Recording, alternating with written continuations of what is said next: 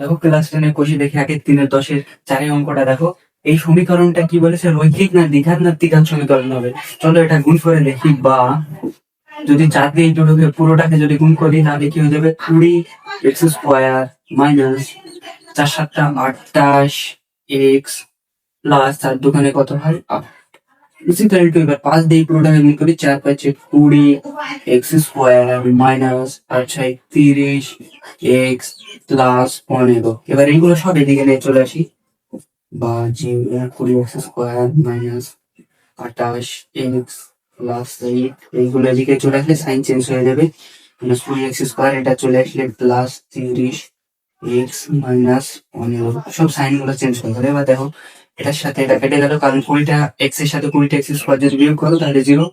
এবার দেখো এটার সাথে এটা বিয়োগ করতে হবে, 30-এর সাথে 28 বিয়োগ করলে হয়ে যাবে 2x। এবার 15 থেকে 8 বিয়োগ করলে কত হয়ে যাবে, আর 2 7 হবে, ঠিক আছে। -7 ইকুয়াল টু 0। তাহলে এটা দ্বিঘাতও হচ্ছে না, দ্বিঘাতও হবে না, তাহলে হবে রৈখিক।